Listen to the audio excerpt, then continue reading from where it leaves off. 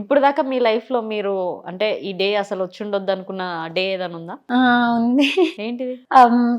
10th అయిపోగానే హైదరాబాద్ రావాల్సి వచ్చింది. ఇప్పుడు నేను చెప్పాను కదా తేరీ మేరీ ప్రొడ్యూసర్ అని, తను ఫస్ట్ ప్లాన్ చేసిన సాంగ్ కాదు, యాక్చువల్లీ షార్ట్ ఫిలిమ్స్ ప్లాన్ చేశారు. ఇన్ హౌస్ కి తీసుకున్నారు నన్ను. మీరు ఎక్కడో అక్కడ కొత్తగూడెంలో ఉంటే కుదరదండి, హైదరాబాద్ లోనే ఉండాలి, రెగ్యులర్ షూట్స్ ఉంటాయి అన్నారు.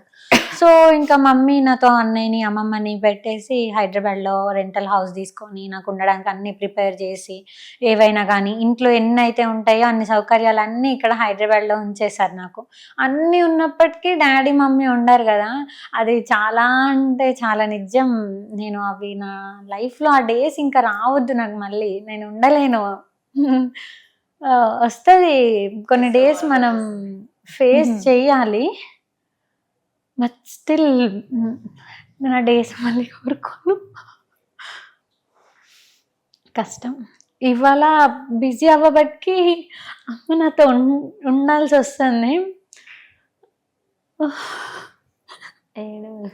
పర్లే పర్లే, మా అమ్మకి నచ్చదు ఇట్లా ఇంటర్వ్యూస్లో ఏడవడం అది, కానీ అది చాలా కష్టం అండి. అంటే అప్పుడు బాగా ఏడ్చేది అనమాట. నేను ఏడవకుండా పడుకునే నైట్ ఉండేది కాదు అది. నేను రావడానికి కుదరదు, వాళ్ళ డాడీకి 3 షిఫ్ట్లు ఉంటాయి అనమాట, మార్నింగ్, సెకండ్, నైట్. దానికి లంచ్ అంటే బాక్స్ ప్రిపేర్ చేయాలి కదా అని అమ్మతో, అమ్మ మా బాబు వీళ్ళు ఉన్నారు కదా ఏం కాదన్నట్టు ఉంచితే ఏడ్చేది రోజు. అప్పటి వరకు బయటికి అంటే అందులోటి మేము ఒకరింటికి వెళ్ళడం మాకు తెలియదు, ఎంతకి మేమే మా ఇంట్లో మేమే లోకం అన్నమాట. ఓకే, మేము చుట్టాల ఇంట్లోకి వెళ్ళి వాళ్ళ ఇంట్లో గడపడం అట్లాంటివి ఏం లేవు మా లైఫ్ లో.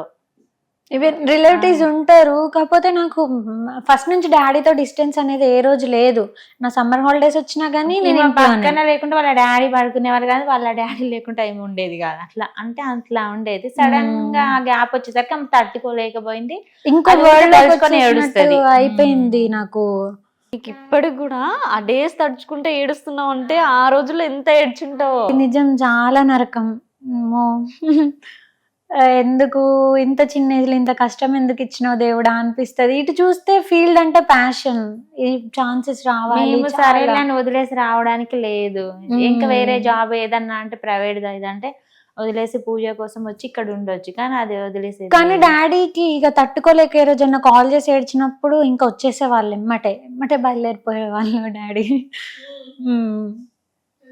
అలా ఇంత ఎమోషన్ ఉందైతే. కానీ నిజంగా ఒక జస్ట్ ఇమాజిన్ చేసుకుంటేనే తట్టుకోలేనంత ఏడుపు వస్తుంది. ఫ్యూచర్ లో చాలా ముందుకు వెళ్ళాల్సి వస్తుంటది. సో నిజంగా పేరెంట్స్ మీకు ఉండడము, ఇలాంటి పేరెంట్స్ ఉండడం చాలా గ్రేట్.